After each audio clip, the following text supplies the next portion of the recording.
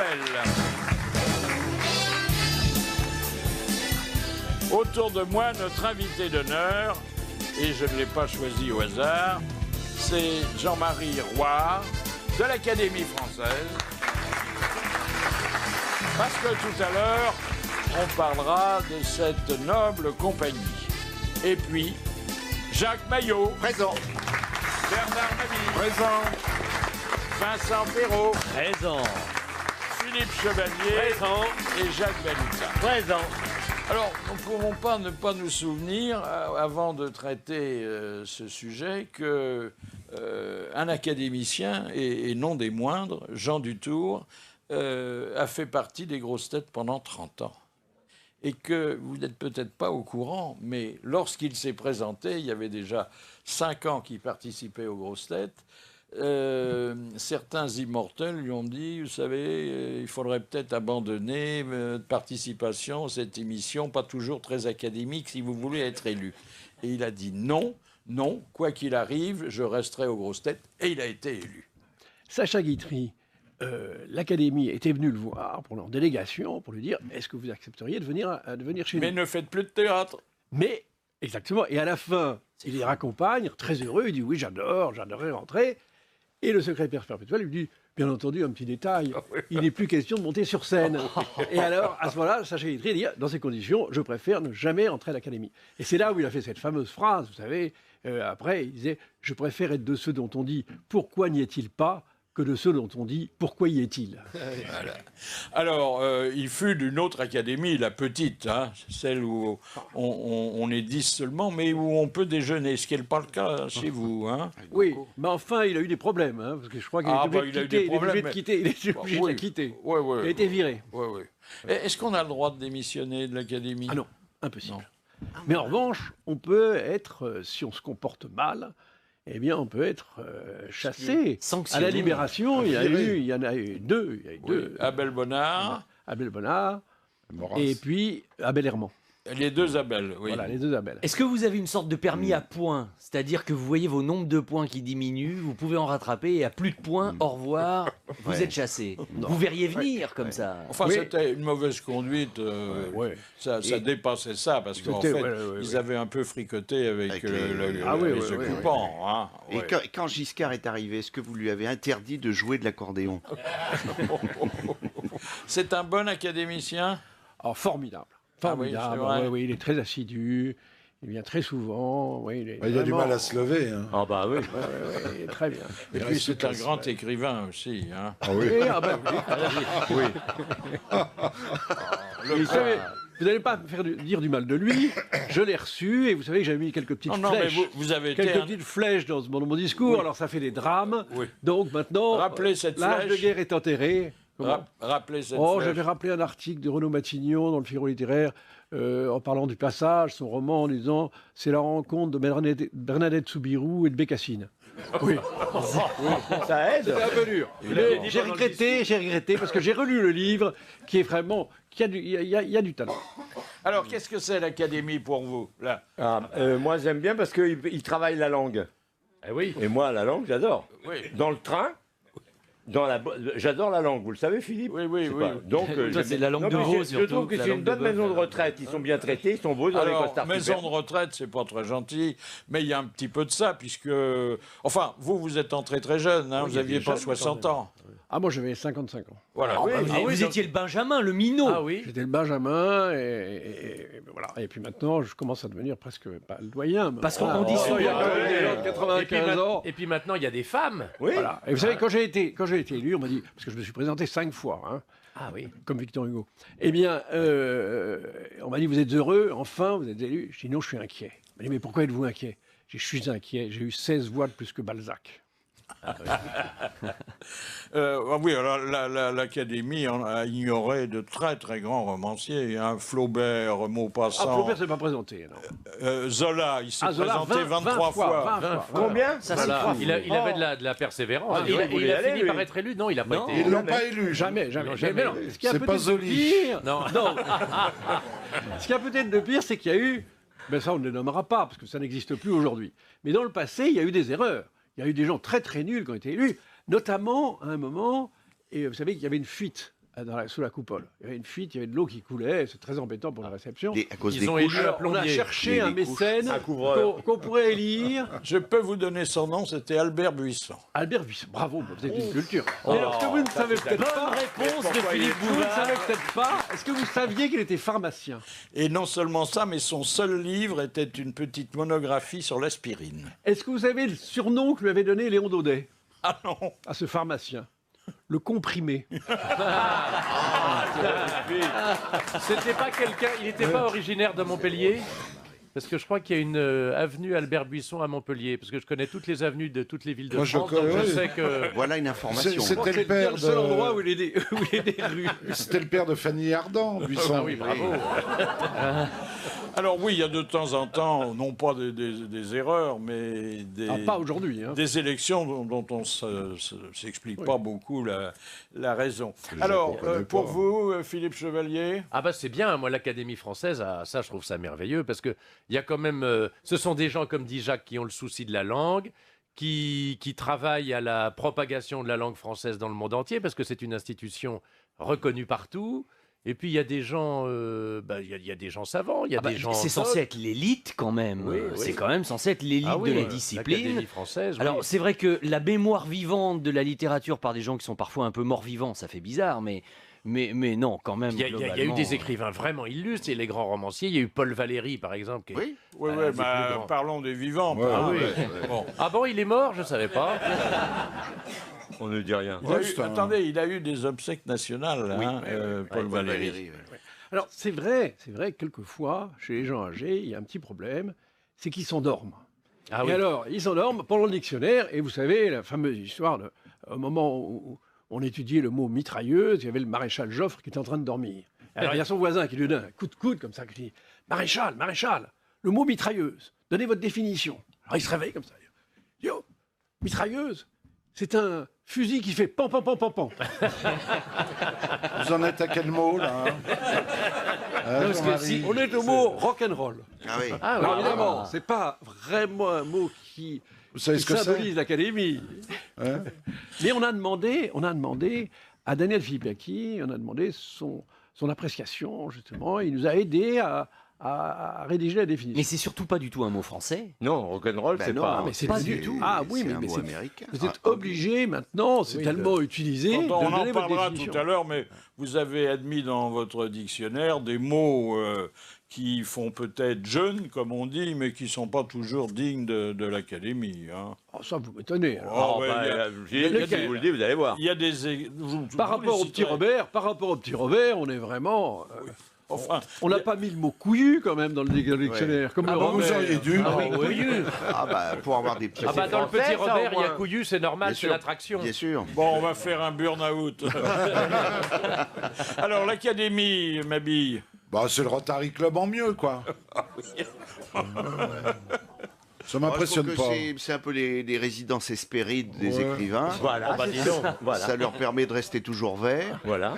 Euh, En plus, ils sont armés. il Et y a alors, pas besoin de les contrairement à notre protéger. ami Philippe, je trouve que vous ne défendez pas assez la langue française à travers le monde. Ouais. Parce qu'on perd du terrain, ça se voit quand on va. Bah, à le l'étranger. monde, c'est pas Et- très lisible. Hein. Oui, mais On va comme pas vous dans êtes les des gens écoles. prestigieux, vous devriez. Et on peut trouver aussi que vous n'êtes pas assez consulté et que vous n'intervenez pas assez quand il y a des problèmes culturels qui se posent en France. Ouais. Oui, mais écoutez, alors de toute façon, les problèmes culturels qui se posent en France, ils sont tellement nombreux, parce qu'il y a à ce moment-là, il y a l'histoire à l'école, il y a la littérature à l'école, mais il faudrait aussi mettre la balle dans le camp du gouvernement. Parce qu'il y a une loi, par exemple, il y a la loi Toubon, qui est faite pour faire la police de la langue. Est-ce que vous croyez que cette loi a jamais été acceptée? Non, pas du tout, personne n'en tient compte. Cette loi Toubon, il faudrait la remettre en vigueur, mais ça, c'est pas... L'Académie française n'a pas de policiers pour aller surveiller. Non, mais Et voyez, moi je vous trouverais pourriez- normal, par vous êtes exemple, armé. Vous pourriez donner qu'on de votre consulte personne. l'Académie française pour leur proposer les programmes de littérature ou les programmes d'histoire oui, Quand même. Ah oui. dans Oui, l'éducation aller dans nationale. les par écoles, exemple. faire Alors des c'est sortir. conférences. À partir du moment, c'est vraiment entrer dans la politique. Vous occupez Et des je crois que jeunes. l'Académie se méfie de faire de la politique parce que non, elle reste sur les principes. mais elle encourage le gouvernement, et c'est le chef de l'État qui est le protecteur de l'Académie. C'est à lui de taper sur la table et de dire, voilà, il faut respecter. Oh bah, vous voyez Boubou le voyez, premier bah, actuellement taper sur la table. Et puis, je veux dire, il a bien je claqué crois la gueule à qu'aussi, Duflo. le rôle de l'Académie, la meilleure façon d'illustrer la langue, c'est par les écrivains qui y sont. Et vous savez que ce sont les écrivains, quand même, qui constituent la langue. Eh bien, c'est par leurs livres, je pense, que... Il n'y a pas les populaires. Par ce qu'ils écrivent, eh bien, d'une certaine façon... Alors, juste, vous avez quand même constaté, cher Jean-Marie Roy, qu'il y avait dans l'image que nos amis ont de votre institution une petite désaffection, quoi. Hein, encore, ça, c'est un normal. euphémisme. Écoutez, franchement, non, parce si qu'attendez, ici, on quand- se mettait à faire l'éloge de l'Académie, ça veut dire Non. qu'on est en Union soviétique. Enfin, ça Attendez, serait non, absolument impossible. Quand Ça Jean peut- Dutour est entré parmi nous, et avant d'être lui-même candidat, mais il devait y penser quand même, il nous a dit que tous les Français étaient candidats à l'Académie. Dutour est entré parmi nous, et avant d'être lui-même candidat, mais il devait y penser quand même, il nous a dit que tous les Français étaient candidats à l'Académie. Bon. Après, il nous a raconté comment ça se passait quand il recevait chez lui quelqu'un qui avait fait acte de candidature. C'est une chose qui me frappe. Ils ne parlent que d'eux. Enfin, ils baissent la main quand même. Non, non, non, rien. Ils viennent, ils s'asseyent et ils commencent à parler d'eux. Pas un mot sur moi. Alors, tu parles. Hein, allez, hop. Mais enfin, bref, quelqu'un qui m'appellerait mon cher maître et qui me parlerait de moi pendant tout le long de la visite, eh ben, je voterai pour lui.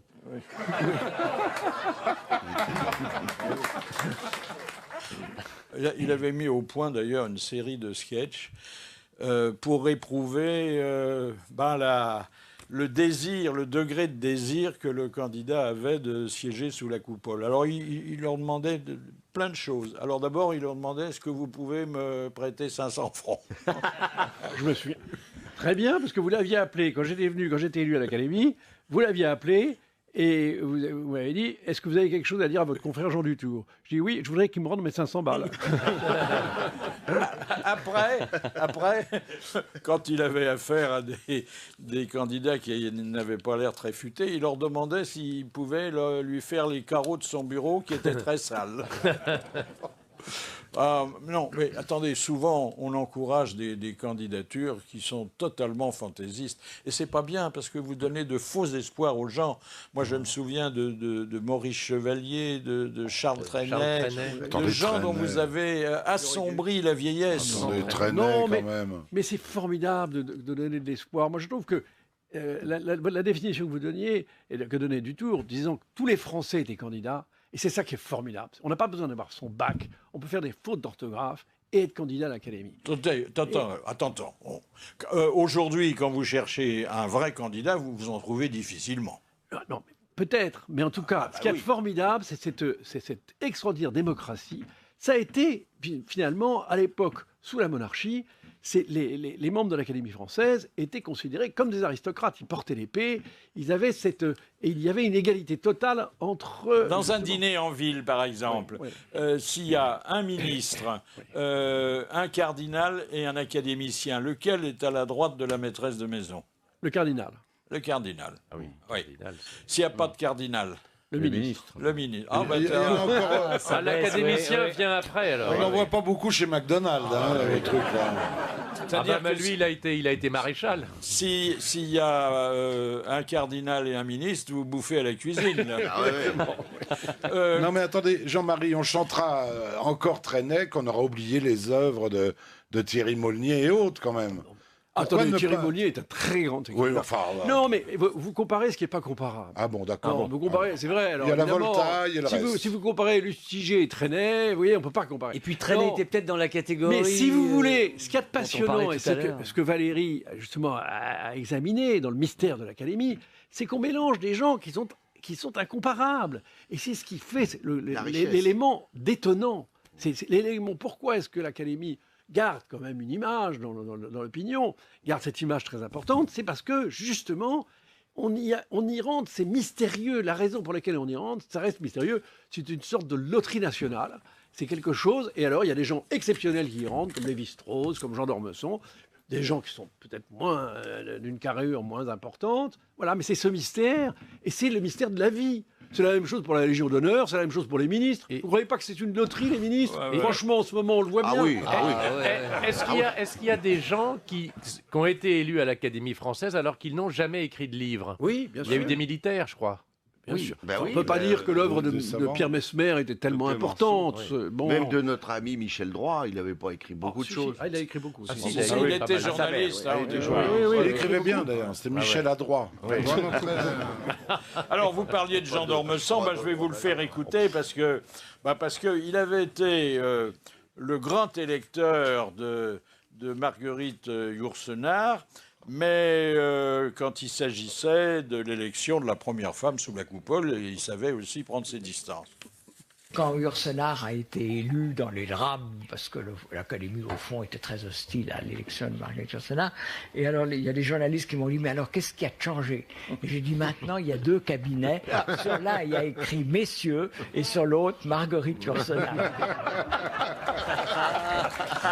Alors aujourd'hui, il y en a davantage, mais vous êtes loin de la parité, hein?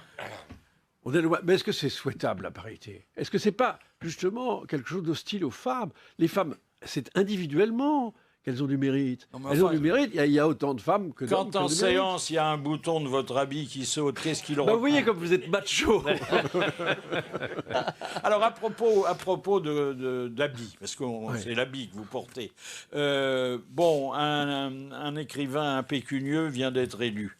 Comment fait-il, parce qu'il n'a pas les moyens, comment fait-il pour se procurer un habit? Il fait comme il ouvre une souscription. Il tape ses amis. Un truc d'un mort. Il ouvre taper ses copains, il leur demande de l'argent. C'est ce qu'on fait d'ailleurs, il y a une souscription. Une veuve. Oui, j'ai ouï dire qu'il fallait racheter, à condition que les mensurations coïncident, on peut faire retailler un habit aux veuves. On peut faire recouper. Oui, bien sûr. Ça coûte à peu près combien? Enfin, un habit au mari de la C'est un veuve. peu cher. C'est cher, Je non? faut reconnaître que c'est cher. Et l'épée, elle est offerte? L'épée, c'est les amis qui se cotisent.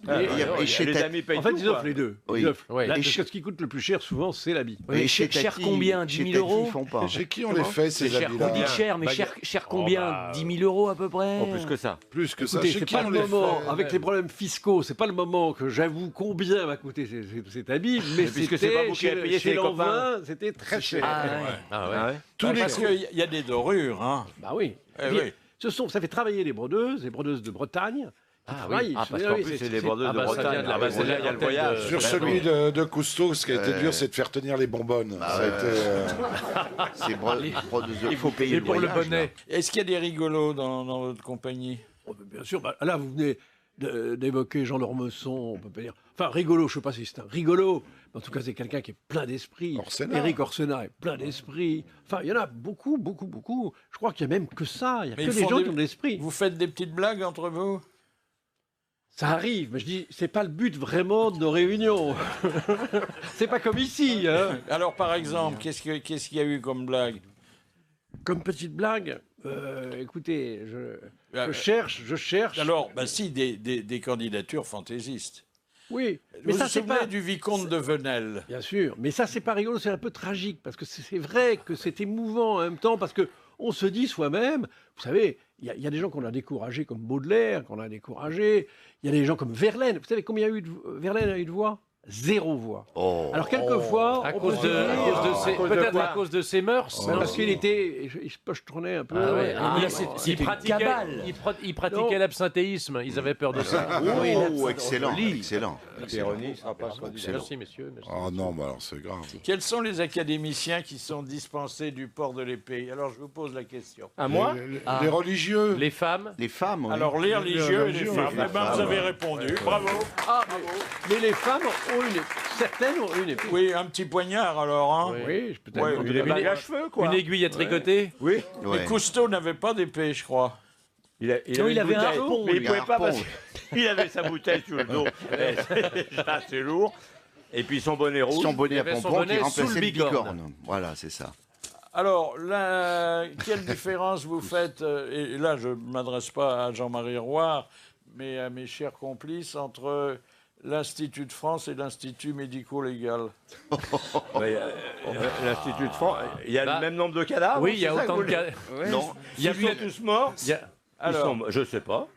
Médico-légal, je sais ce que c'est. À l'Institut médico-légal, il y a des cadavres. Et à l'Institut de France, il y aurait peut-être des gens un peu moribonds. Mais Celui qui fait partie de l'un va pas tarder à faire partie de l'autre.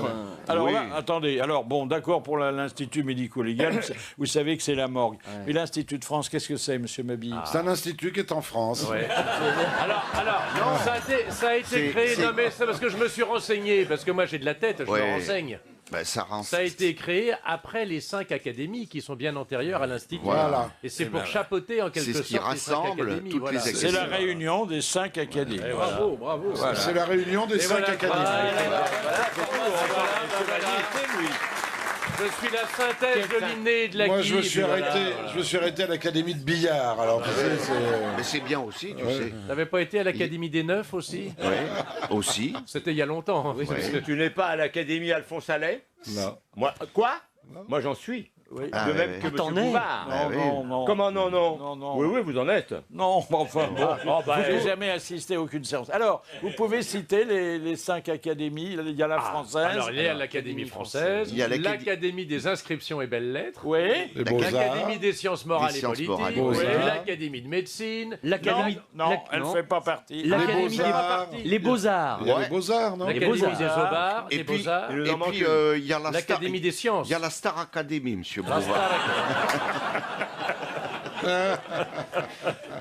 Alors, on n'a rien oublié. La française, inscription et belles lettres. Sciences morales et politiques. Oui, Sciences morales et politiques. Pardon de faire le pédant, mais. Ah oui, Ah oui, mais je l'ai dit. Qui siège aux sciences morales T'avais et pas dit politiques? politique, sciences Eh morales. bien, notre ami Alain Duhamel.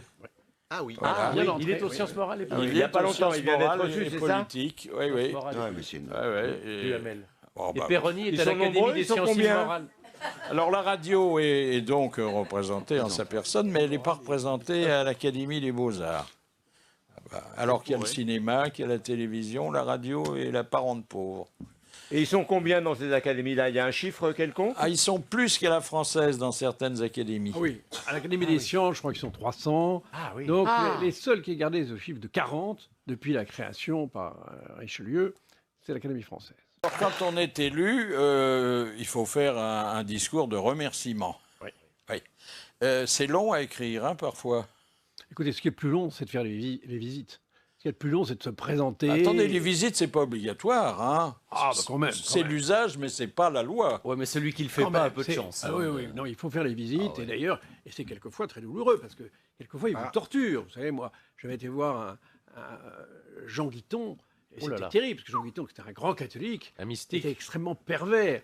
Moi, j'avais vu quelqu'un, Pierre Maudot m'avait donné des antisèches. Il m'a dit, quand vous allez voir les académiciens, ne croyez pas qu'il faut leur parler de ce qui fait leur spécialité. Il faut pour leur parler, leur poser des questions intelligentes. Il me dit, pour Guiton, vous lui parlez de sa peinture. Et moi, je vais chez Guiton et je vois une peinture sur les murs atroce. Je me dis, je vais commencer par lui parler de ses articles. Alors, il y avait un article sur la Vierge Marie dans le Figaro. Je lui dis, votre article sur la Vierge Marie est remarquable, extraordinaire. Ah, il bougeait la tête comme ça. Je dis, ah bon, je continue sur la Vierge Marie. Et bien, d'un seul coup, il me dit, c'est embêtant. Je dis, pardon, maître, qu'est-ce qui est embêtant? Vous m'avez parlé de mes articles. Je m'en fiche complètement. Il fallait me parler de ma peinture. Malheureusement, maintenant, c'est trop tard. Ah, mais un méchant en plus. Un hein. méchant, T'es oui, oui. teigneux, Vous hein. lui avez pas les parlé gens. de ses sacs, les sacs Et, Guiton? à la fin, il me dit, vous savez, il avait 96 ans, il me dit, vous savez, je vais mourir bientôt. Je dis, mais non, maître, vous n'allez pas mourir. Il dit, je vais mourir. Et je suis très content de mourir. Vous savez pourquoi? Et je dis, non. Eh bien, je suis très content parce que quand je me suis présenté, eh bien, Mauriac m'a dit qu'il voterait pour moi, Daniel Rops m'a dit qu'il voterait pour moi, il y en a un qui a menti. Eh bien, là-haut, je vais le savoir. Ah, le discours de remerciement. Mais alors, ça dure souvent une bonne demi-heure. Hein. 1 heure. 1 heure. Ah, c'est calculé. Oui. Obligatoire 50 minutes. Et il faut en donner lecture d'abord. Ah oui. Hein. Ah oui. Oui. Et il peut être refusé. Il peut être refusé. Ouais. Mais c'est pas ce qui est arrivé à Chateaubriand. Exactement. Bravo. Et à Émile Olivier. C'est 2 discours, enfin, c'est connu, Mais refusés. là, c'est Napoléon qui en sous-main avait. Non, pardon, c'est un peu après, justement. C'est parce qu'il faisait Émile Olivier Non, je parle de, Ah oui. de Chateaubriand. Oui, mais c'est Napoléon qui avait voulu, peut-être pour le punir, que Chateaubriand rentre à l'Académie. Et ensuite, comme il a fait un discours sur José-Marie Chénier, où il faisait l'apologie de la Révolution, à ce moment-là, Napoléon a dit on ne parle pas de toutes ces choses-là. Donc, il a dit il faut qu'il change tout ce qui était, toutes les allusions à la Révolution. Et Chateaubriand a refusé, parce que vous savez comment il était. Il n'a jamais siégé. Si, après, il a Après. siégé. On peut très bien siéger avec un discours refusé. Oui. Mais il faut avoir l'aval quand même du chef de l'État encore Oui. aujourd'hui. Hein. Oui, bien sûr, oui. Et d'ailleurs, c'est la visite, c'est le décret de la visite au chef de l'État qui sanctionne l'entrée à l'Académie. Mais alors, par exemple, quand Paul Morand a été élu, ce qui n'a pas fait plaisir à De Gaulle, il a mis longtemps à le recevoir. Voilà, au début, il avait dit je ne donnerai pas mon accord, et puis quand il a donné, à la fin de Guerlas, il a dit c'est quand même un très grand écrivain, il a donné 5 accords, et à ce moment-là, Paul Morand est entré. Bon, est-ce que vous pouvez citer 6 noms d'académiciens? Monsieur Balutin. Monsieur Dormesson, Madame Hélène Carrère d'Ancos, Oui. Madame Yourcenar. Non, elle n'est plus là. Elle est morte. Des vivants. Les vivants seulement. Des vivants. Bah non, j'en ai déjà donné 3, c'est déjà pas mal pour moi. Deux. 2, c'est bien pour moi, je trouve. Bon. Pas mal, Jean-Marie Roire. Oh, j'ai oublié Jean-Marie Roire. Merci, c'est vraiment agréable. Et Éric Orsenat.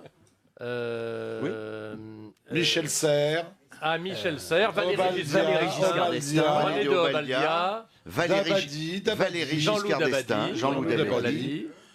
Ça va pas loin quand On l'avait même. pas hein. dit. On l'avait pas dit. On l'avait pas dit.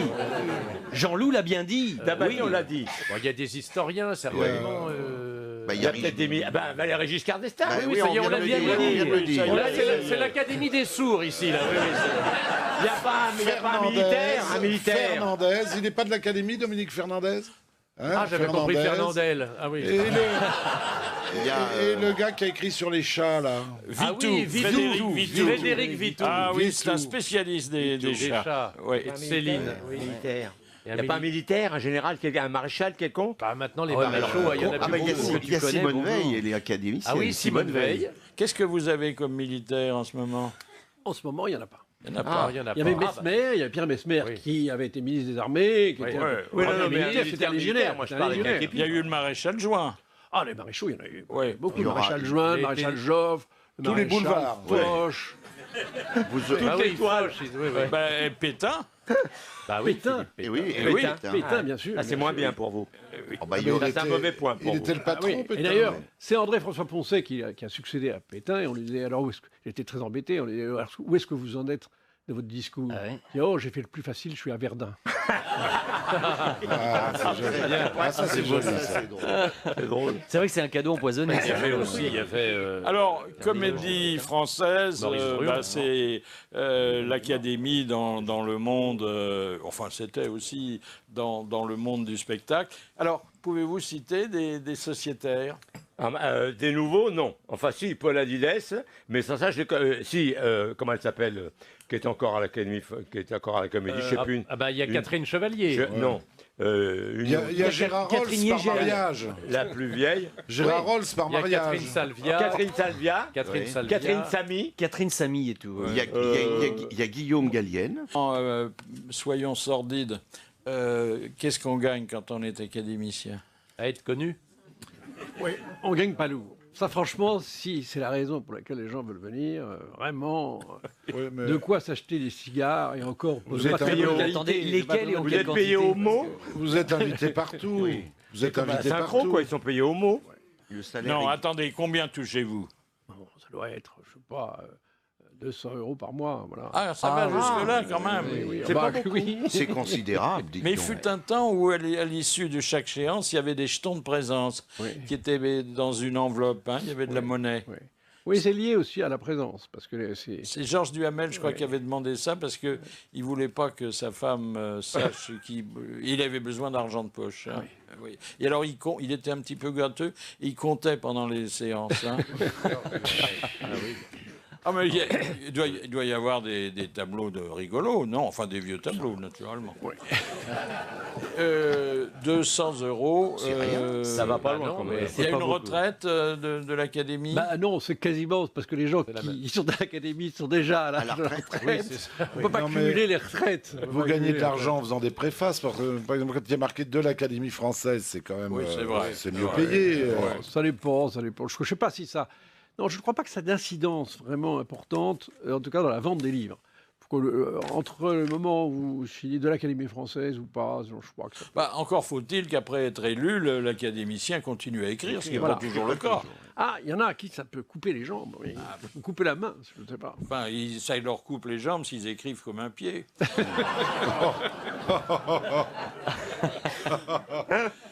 Alors, l'Académie, la Comédie Française, l'Académie Française, et puis d'autres institutions, hein. Le Conseil constitutionnel. Oui, le Conseil Bon. d'État. Ah oui, Le conseil des quoi? Des D'État. constitutionnels. Pour les femmes pas belles. oui. Non, c'est pas des belles institutions. Oui, oui, oui. Et il y a souvent Napoléon à l'origine. Ah, oui. Ah, Il est à l'origine de tout, hein, Napoléon. Pour l'Institut. Ouais, Et c'est lui qui a quasiment rétabli l'Académie, et c'est lui qui a dessiné les costumes avec enfin, David. David. Oui, mais enfin, c'est lui qui était, Ah était oui. derrière. C'est lui. Il surveillait tout. Hein, il était dans Il le n'y a même détail. pas une rue à lui. Et oui, c'est La vrai. rue David? Non, Napoléon. Bah si, rue Bonaparte. Ah oui, mais Bonaparte. Bonaparte, ouais. oui. Est-ce que vous savez où travaillent les membres du Conseil C'est d'État? au Palais Royal. Ah oui, Palais c'est Royal. Palais Royal. Oui, Bah, c'est au derrière le Conseil Palais Royal. d'État. Non. Non. Ah bon, c'est Chez pas... eux, à la maison. Chez eux. Ah oui. Bonne réponse de Jacques Balutin. Si vous voulez faire une liste, une émission sur les refusés de l'Académie, il vous faut plusieurs jours. Ils Hein, sont parce peut-être plus que- connus que les acceptés, finalement. Hein Merci, hein, c'est agréable. Non, Jean-Marie, je parle pas pour vous. Oui, De cherche dire depuis le c'est début. vraiment un ramassis de rogatons. Non, mais on est des vieux copains de lycée, alors on peut se charrier Vous étiez au un peu. lycée ensemble? Il y en a qui réussissent mieux que d'autres. Ah oui. Si vous aviez été comédien français, Oui. pourquoi? Bon, hypothèse de travail. Oui, peut-être Quel grand rôle auriez-vous aimé jouer? Cyrano monsieur de Bergerac. Ah oui. Ah oui. J'en rêve. Attendez, c'est le rôle le plus long du répertoire. J'ai pas de problème de mémoire, enfin pas encore, mais c'est tellement beau. Vous pouvez l'écouter toute la journée, joué par n'importe, par un bon quand même. Mais j'ai regardé encore l'autre jour, ils ont redonné Sorano dedans. Oh là là. C'est à tomber Ah, par moi, terre. je t'aurais bien Ça, vu c'était- dire ouais, ouais. c'est un peu court, jeune homme. Ah, tu l'aurais bien Ah fait. mais ça. non, j'aurais été très bien.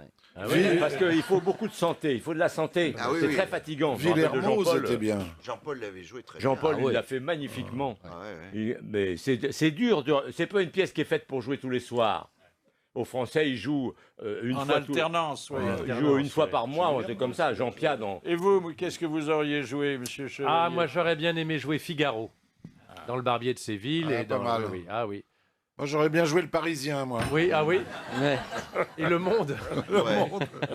Non, mais il y a des beaux rôles quand même. Ah oui. hein. Scapin. Scapin, c'est Moi, j'ai Ah, c'est le difficile. souvenir C'est un de joli lire rôle. dans Le Scapin. bourgeois gentilhomme, moi, j'aurais. Et l'habit vert, l'habit vert, il y a l'habit vert. Tu serais bien là-dedans. Ah, le bourgeois gentilhomme, vous auriez Toi, dit. le bourgeois, Très bien, j'aurais bien, bien joué le le bourgeois, bourgeois, je serais bien dans le Tu bourgeois. serais très bien. Mais enfin, il devrait être là, il devrait être déjà de retour. C'est peut-être Charles Perrault. C'était plutôt Tristan Bernard. moi. C'est Madame Bertrand de Tours qui a envoyé l'histoire que va raconter Philippe Chevalier. Un gars rentre dans un bar complètement bourré. Il s'avance en titubant un peu, repère un des clients assis à une table et lui dit « Je nique ta mère !» Le gars assis sursaute, se retourne, serre les dents mais reste zen. L'autre insiste « Ta mère, elle me taille un plumet tous les vendredis !» Le gars assis se retourne à niveau, le visage écarlate, les mâchoires crispées, il veut se lever, amorce le geste mais finalement se rassoit. Ta mère, je la prends dans la salle de bain, les mains sur le lavabo et elle hurle tellement que tout le voisinage est au courant. Oh là, c'en est trop. Le type se lève d'un bond et dit « Oh, arrête! Est-ce que tu peux être emmerdant quand t'es bourré, papa ?» Une petite histoire de famille. Alors, merci à Jean-Marie Roire d'être venu nous épauler aujourd'hui, ce qui a été l'occasion de vous revoir. Et puis, merci à vous qui nous avez suivis. C'était les grosses têtes en folie. Merci, bravo, à demain.